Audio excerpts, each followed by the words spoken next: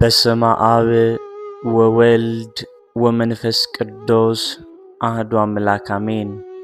የልዑል እግዚአብሔር ቤተሰቦች የእናታችን የቅድስት ድንግል ማርያም የአስራት የበኩራት ልጆች እንኳን ለሊቀ መላእክት ለቅዱስ ሩፋኤል ወርሃዊ መታሰቢያ ክብረ በዓል በሰላም በጤና ደረሳችሁ። ዝክር ሚዲያችንን ቤተሰብ ካልሆናችሁ ሰብስክራይብ፣ ላይክ እንዲሁም ሼር በማድረግ አገልግሎታችን እንድታበረታቱ ስንል በልዑል እግዚአብሔር ስም በትህትና ቃል እናሰማለን። ከዚህ በመቀጠል የሊቀ መላእክት የቅዱስ ሩፋኤልን ያደረጋቸውን ድንቅ ታምራቶች እንዲህ በማለት እናሰማለን። በረከቱ ይደርብን፣ አሜን።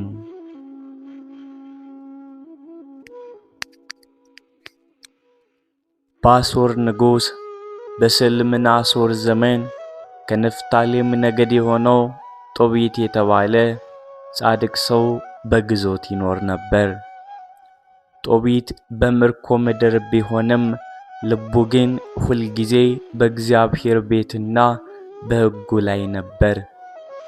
በእስራት ዘመን ሁሉ ለወገኖቹ ደግ ነበር። የተራቡትን ይመግብ ነበር፣ የተራቆቱትን ያለብስ ነበር።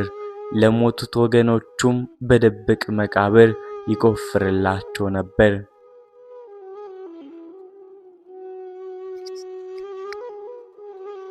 ሆኖም የሰው ልጅ ፈተና ከጻድቁ ጋር አብሮ እንደሚሄድ ሁሉ ጦቢትም እጅግ የሚያሳዝን ፈተና ገጠመው።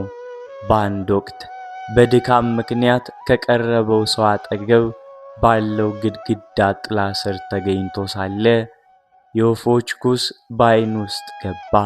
የዓይኑ ብርሃን ቀስ በቀስ እየጠፋ ለዓመታት በጨለማ ውስጥ እንዲኖር ተገደደ። ይህ ለጦቢት ብቻም ሳይሆን ለመላው ቤተሰቡም ትልቅ መከራ ነበር።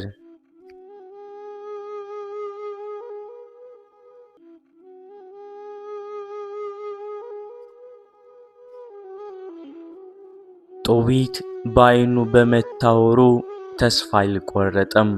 ይልቁንም እግዚአብሔር ማመስገኑን ቀጠለ። በዚያው ሰሞን በሚዶን በምትባል ሀገር የምትኖር ሳራ የምትባል ሴትም ሌላ መከራ ውስጥ ነበረች። አስማንዲዮስ የተባለ ክፉ ጋኔን ተቆጣጥሯት ያገባችው 7 ባሎች በሰርግ ሌሊት ይገድልባቸው ነበር።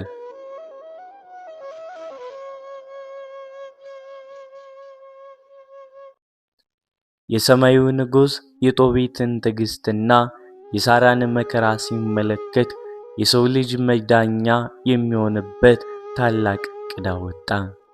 በሰማይ ያሉት 7ቱ ሊቃነ መላእክትን አዘዘ። ከእነርሱ መካከል ቅዱስ ሩፋኤል የፈውስና የጥበቃ መልአክ ሆኖ ተመረጠ።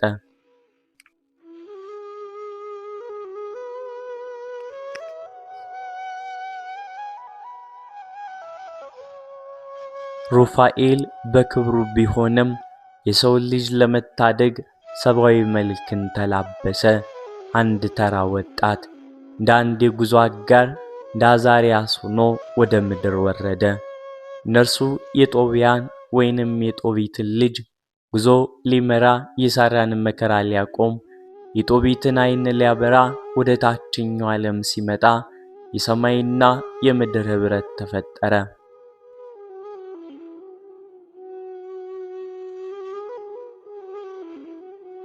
አንድ ሰው በጨለማ ውስጥ ተቀምጦ እግዚአብሔርን ሲለምን፣ በሌላ በኩል ደግሞ የዓለም ፈጣሪ መላእክቱን ልኮ የሰው ልጅ መከራ ለማቅለል ሲንቀሳቀስ ማየት ለኛ ለሰው ልጆች ትልቅ ተስፋ ነው።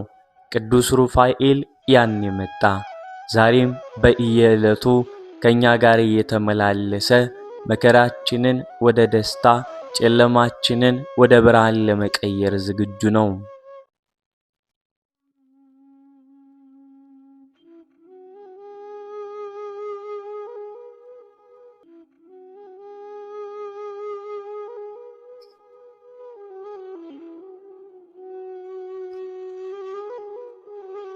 ጦቢት በዕድሜ መግፋትና በዓይኑ አለማየት ምክንያት በአንዲት ወቅት ለወንድሙ ልጅ ለጋቤል አደራ ሰጥቶት የነበረውን ገንዘብ ለማስመለስ የልጁን የጦቢያን እርዳታ ይሻል።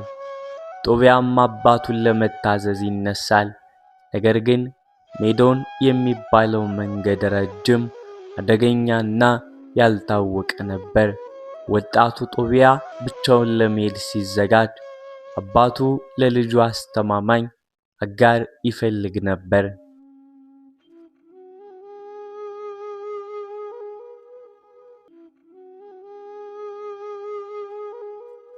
በዚህ ቅጽበት ነው እንግዲህ የሰማይ መላእክት ቅዱስ ሩፋኤል በሰው ልጅ መልክ በጦቢት ቤት ደጃፍ የተገኘው። ጦቢያ ለጉዞ አጋር ሲፈልግ ቅዱስ ሩፋኤል በድፍረትና በፈገግታ ቀረበ።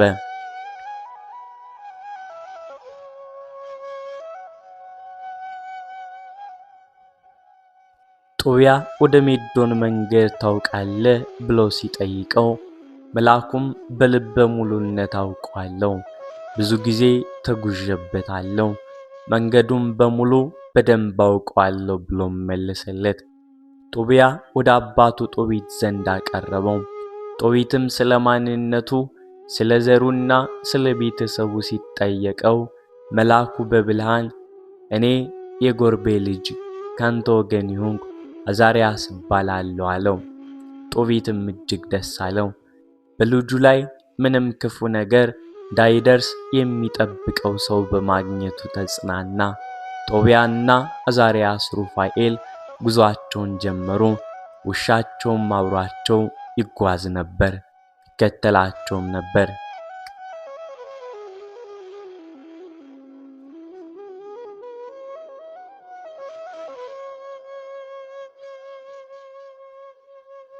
በዚህ ጉዞ ወቅት ጦቢያ የሩፋኤልን መለኮታዊ ማንነት አያውቅም ነበር። አንድ ተራ የጉዞ አጋር ወዳጅና መካሪ መስሎት ነበር የሚንቀሳቀሰው። ነገር ግን ቅዱስ ሩፋኤል በየመንገዱ የሚጠሩትን አደጋዎች እየጠበቀ ጦቢያን በድፍረትና በጥንካሬ መካከል እየመራው ይጓዝ ነበር።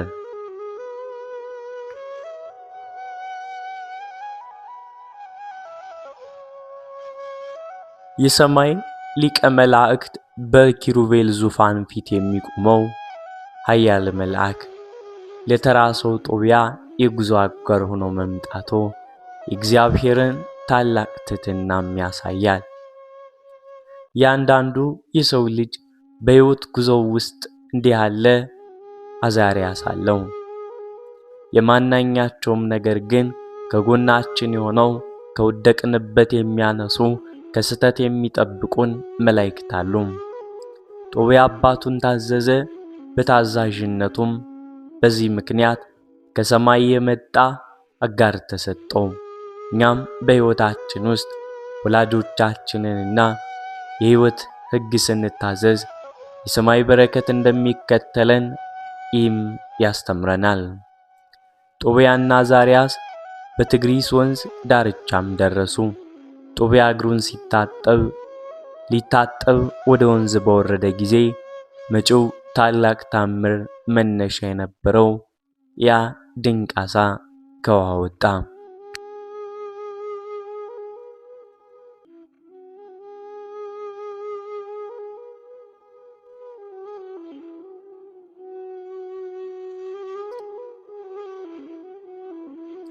ሩፋኤልም በፈገግታ ዓሣውን ያዘው አለው።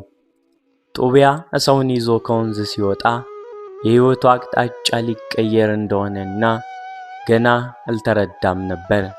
የዓሣው ልብ ጉበትና ሞት መያዝ የጨለማው ዘመን ማብቂያና የሕይወት ብርሃን መጀመሪያ ነበር።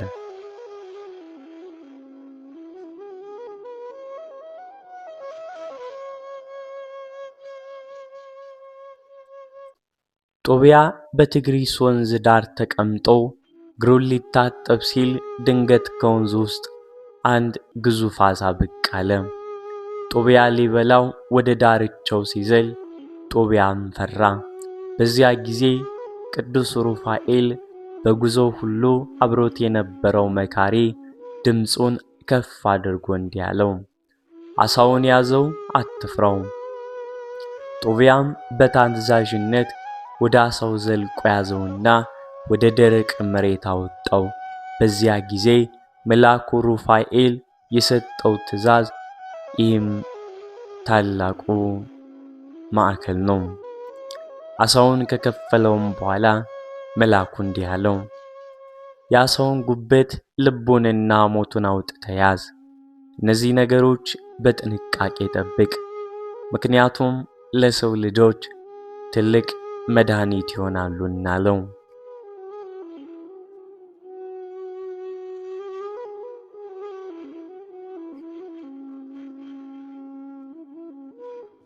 ጦቢያም የታዘዘውን አደረገ።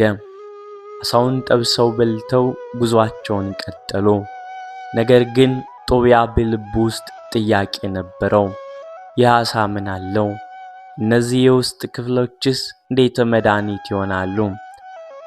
ቅዱስ ሩፋኤልም የልጁን ጥርጣሬ አውቆ እንዲህ ሲል ገለጸለት፣ ይህንን ጉበትና ልብ በዕጣንነት ብታጥነው ጋኔን በተያዘ ሰው ወይንም ክፉ መንፈስ በሚያውከው ቤት ላይ ብታጥነው ያ ክፉ መንፈስ ወዲያውኑ ይሸሻል። ከዚያ በኋላ ወደዚያ ሰው ወይም ቤት አይመለስም አለው።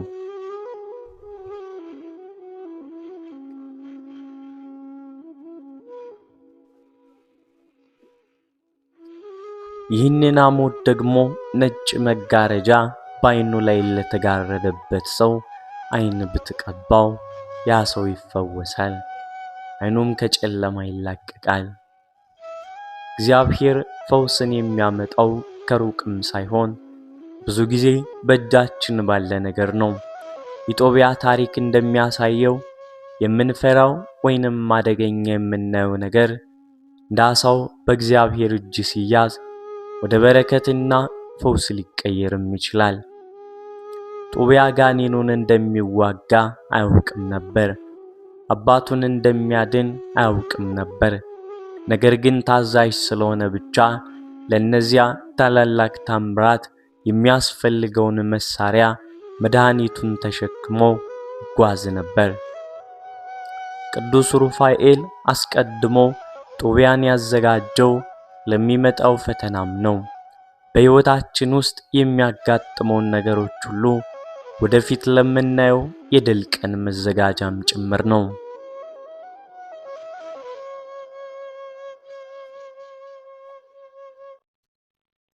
ጦቢያና አዛርያስ ወይም ቅዱስ ሩፋኤል ጉዟቸውን ቀጥለው ወደ ኤክባታ ወደ ራጉኤል ቤት ሲቃረቡ ጦቢያ አሁን ጋኔን በተያዘችው ሳራና በራሱ የወደፊት ጋብቻ ሕይወት ዙሪያ ፈተና እየጠበቀው ነበር።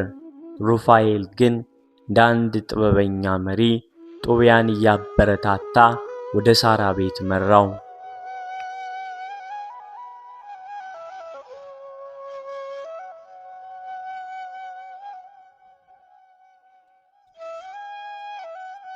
ጦቢያና ቅዱስ ሩፋኤል ጉዟቸውን ቀጥለው ወደ ሜዶን ወደ ኤክባታ ከተማ ደረሱ። እዚያም ራጉኤል የተባለ የጦቢያ ዘመድ ይኖር ነበር። ራጉኤል ሳራ የምትባል ብቸኛ ልጅ ነበረችው። ነገር ግን የሳራ ሕይወት በታላቅ ሐዘን የተሞላ ነበር። ስማንዲዮስ የተባለ ክፉ ጋኔን ስራን ያገቡበት 7 ባሎች በጋብቻቸው ሌሊት ይገድልባቸው ነበር። በከተማ ውስጥ ሳራ እርግማን ያለባት ናት የሚል ወሬ ተሰራጭቶ ነበር። እርሷም ተሳቃ ፈርታ ተሸማቃ በሕዝቡ ዘንድ ትኖር ነበር።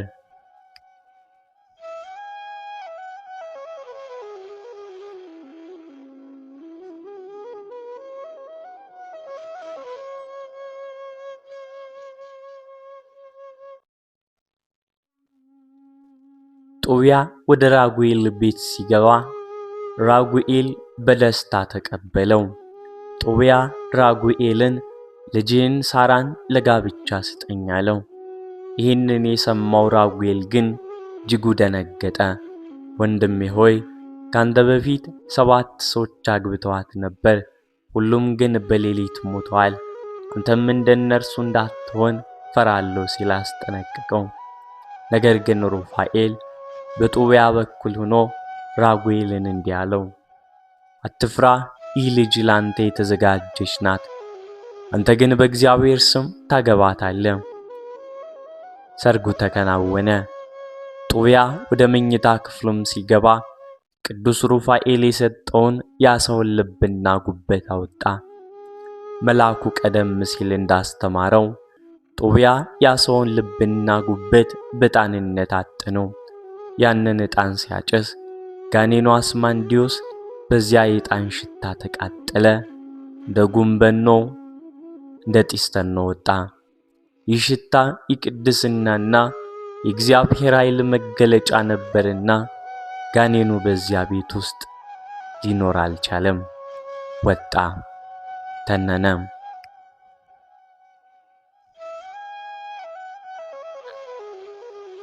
አስማንዲዮስ በከፍተኛ ጩኸት ከሳራ ተለይቶ ሸሸ። ሩፋኤልም ጋኔኑን ተከትሎ ወደ ግብጽ በረሃ ወሰደውና እዚያ ለዘላለም አስሮ ቆለፈው። ከዚያ በኋላ ሳራ ከክፉ መንፈስ ነፃ ወጣች። የደስታው ጎህ። ማለዳ ላይ ራጉኤል የጦቢያን መሞት በመፍራት መቃብር አስቆፍሮም ይጠባበቅ ነበር። ሆኖም ጦቢያና ሳራ በሰላም በሕይወት ሲወጡ ባየ ጊዜ ራጉኤል የገባው ደስታ ወደር የለውም አልነበረውም። መቃብሩ በሙሉ እንዲያለድሙ አፈር እንዲያስገቡ አዘዘ። ሰርጉም በታላቅ ድግስና በምስጋና ተከበረ። እግዚአብሔርን ያስቀደመ ሰው እንዲህ ነው።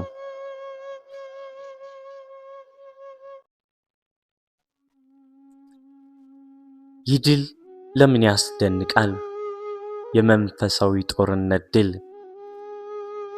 ክፉ መናፍስት በጸሎት በታዛዥነትና በእምነት እንዴት እንደሚሸነፉ ያስተምረናል። ጦቢያ በራሱ ኃይል ሳይሆን በእግዚአብሔር አጋዥነት በሩፋኤል ምክር ድል አደረገ። ለረጅም ጊዜ በሐዘንና በጨለማ ትኖር የነበረችው ሳራ በቅዱስ ሩፋኤል አማላጅነትና ጣልቃ ገብነት ወደ ብርሃን ተመለሰች። ይህም እግዚአብሔር የሰውን ባይቶ ዝም እንደማይል ያሳያል። ትክክለኛው ጋብቻ በእግዚአብሔር ፈቃድ ሲሆን ምን ያክል በረከት እንዳለው ጋኔን ተይዞ የነበረው ቤት እንዴት ወደ ደስታ ቤት እንደተቀየረ የሚያሳይ ድንቅ ምሳሌ ነው።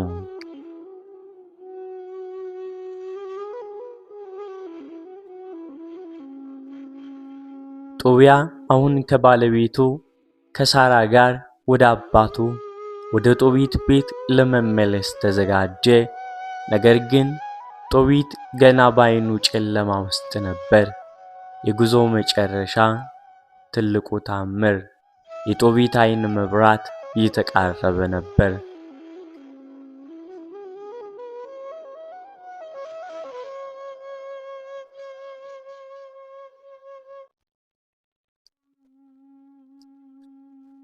ጦቢያ ከሚስቱ ከሳራና ከቅዱስ ሩፋኤል ጋር ወደ ትውልድ አገሩ ወደ ነነዌ ተመለሰ። በቤት ውስጥ ግን አሁንም ማዘንና ናፍቆት ነበር።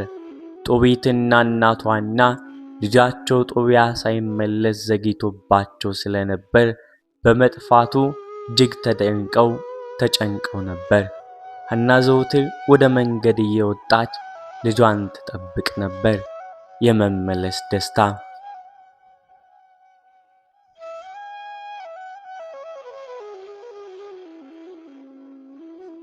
ጦቢያና ቅዱስ ሩፋኤል ወደ ቤታቸው ሲደርሱ ጦቢት የልጁን ድምፅ ሰምቶ በደስታ ደነገጠ፣ ተንቀጠቀጠ።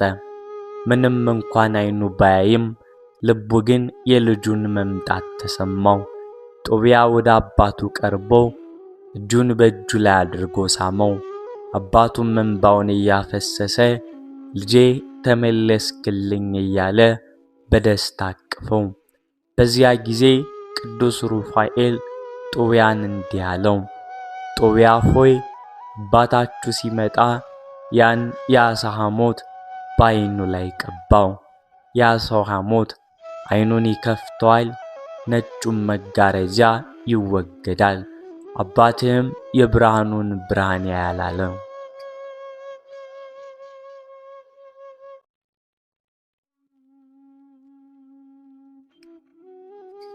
ጦቢያም ምንም ሳይጠራጠር የዓሣውን ሐሞት ወሰደ።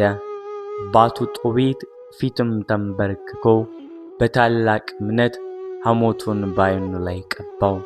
ጦቢትም እጅግ የሚያም የሚቆረቆር ስሜት ተሰማው።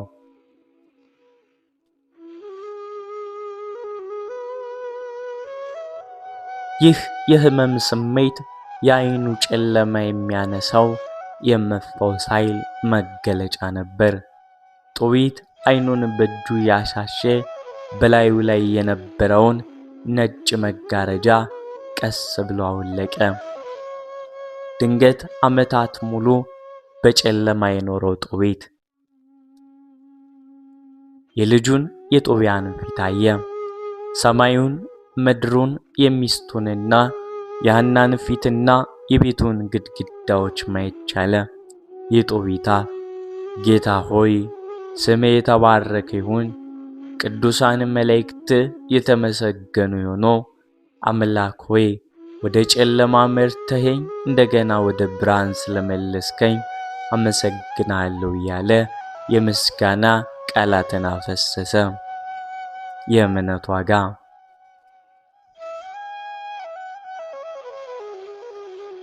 ጦቢያ አባቱን ለመፈወስ የነበረው እምነት የላቀ ነበር።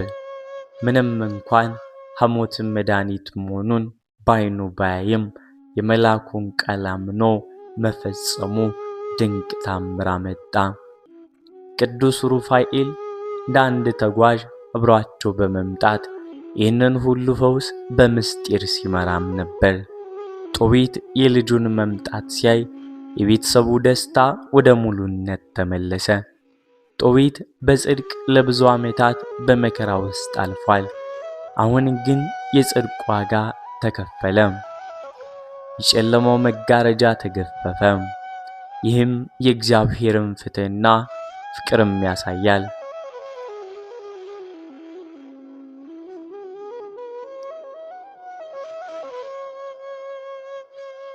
ጦቢትና ጦቢያ በደስታ ውስጥ ሳሉ ቅዱስ ሩፋኤልን እንዴት መክፈል እንዳለባቸው ማሰብ ጀመሩ። የወሰዱትን ንብረትና ሀብት ለእርሱ ለመስጠት ፈለጉ። ነገር ግን ቅዱስ ሩፋኤል ሊቀ መላእክቱ ለሰው ልጅ የገባለትን ቃል ኪዳን ሊፈጽምና ማንነቱን ሊገልጽ የተቃረበው ሰዓት ደርሶ ነበር።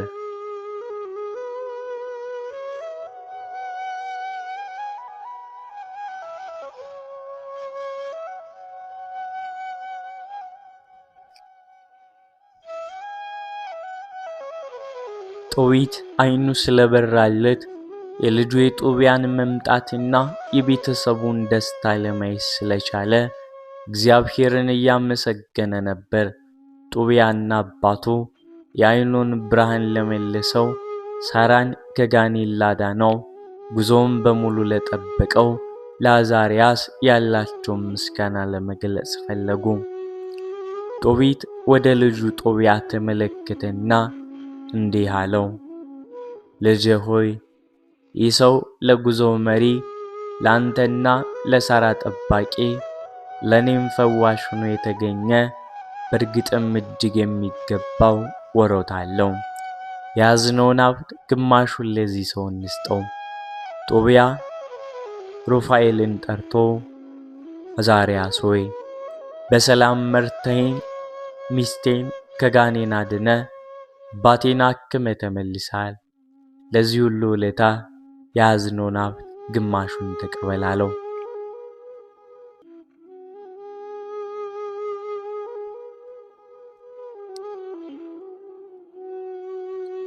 በዚህ ጊዜ አዛርያስ ቅዱስ ሩፋኤል በፊታቸው ቆሞ ፈገግ አለ።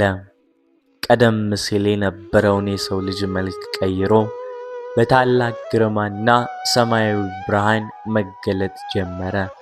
የፊቱ ብርሃን እንደ ፀሐይ ያበራል፣ ልብሱ እንደ በረዶ ነጭ ነው። ጦቢትና ጦቢያ በፍርሃት በመደነቅ መሬት ላይ ተደፉ።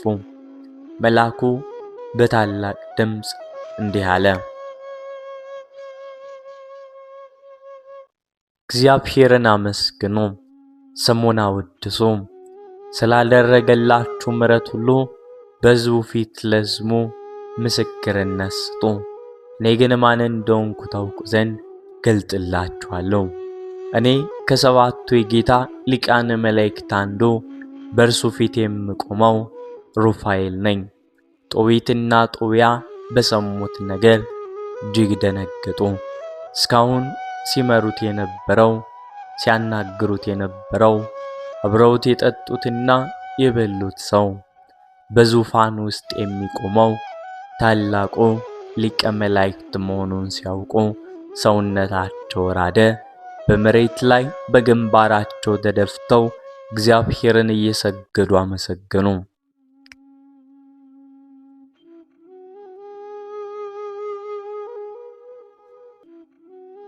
የመልአኩ የመጨረሻው ምክር። ሩፋኤል እንዲህ አላቸው፣ አትፍሩ፣ ሰላም ለእናንተ ይሁን። እግዚአብሔርን ለዘላለም አመስግኑ። እኔ እንደመጣው እንደሄድኩ ያደረግኩት ለእናንተ ብዬ አልነበረም። ይህ የእግዚአብሔር ፍቃድ ነበር። የምጽዋት ሥራችሁን የጸሎታችሁ ማዛ እግዚአብሔር ስለሰማው እኔን እንደ መልአክ ተጠቀምኩ።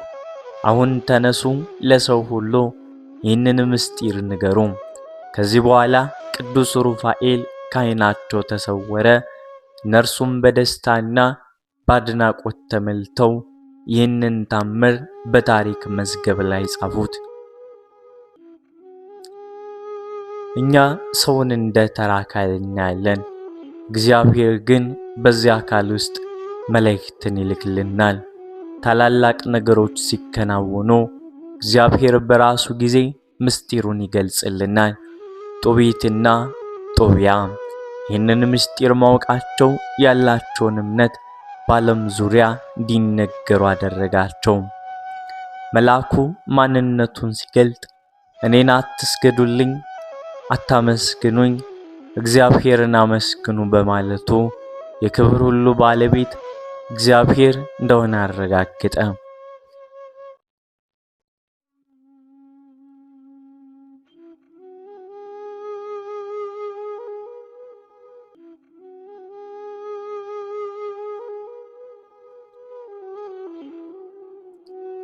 ቅዱስ ሩፋኤል ከዓይናቸው ከተሰወረ በኋላ ጦቢትና ጦቢያ በሰማያዊ እንግዳ መገናኘትና መሄዱም ተገርመው ተደስተው ነበር። ይህ የመልአኩ ጉብኝት ለቤተሰቡ ብቻም ሳይሆን ለትውልድ ሁሉ የሚተርፍ ታላቅ ቃል ኪዳን የተፈጸመበት ዕለትም ነበር። የቃል ኪዳኑ ምስጢር። ቅዱስ ሩፋኤል ለጦቢትና ለልጁ ጦቢያ በገለጸላቸው መሰረት ለእግዚአብሔር የታመነ ምጽዋትን የሚሰጥ በቸርነት የሚኖርና የቅዱስ ሩፋኤልን ስም በክብር የሚጠራ ማንኛውም ሰው የሰማያዊ ጥበቃ እንደሚደረግለት ቃል ኪዳን ተሰጠው። ይህ ቃል ኪዳን እንደዚህ ነው። ቅዱስ ሩፋኤል በጉዟችሁ፣ በቤታችሁ፣ በስራችሁና በረፍታችሁ ሁሉ እኔ ከእናንተ ጋር ነኝ በማለት ቃል ገብቶላችኋል። ይህ ቃል ኪዳን ዛሬም ድረስ በየወሩ በሚከበረው በበዓሉ አማካኝነት ምዕመናን የሚጠብቁት ነው።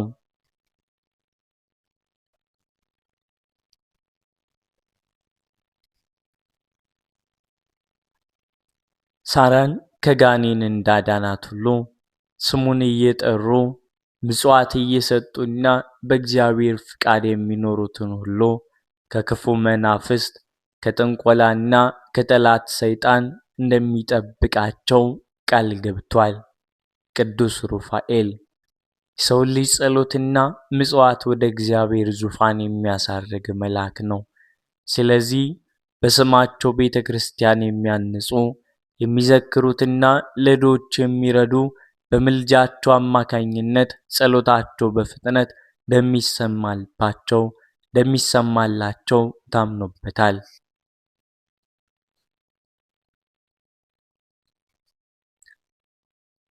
ቅዱስ ሩፋኤል የነበረው መገኘት በአንድ ጊዜ መጥቶ የሚሄድ ሳይሆን ደምረት ዝናብ በምድር ላይ የሚኖር መሆኑን እናያለን። ጦቢት በነበረው የጽድቅ ሕይወት፣ ጦቢያም በነበረው የታዛዥነት ሕይወት በመጨረሻ የሰማይን አጋር አገኙ።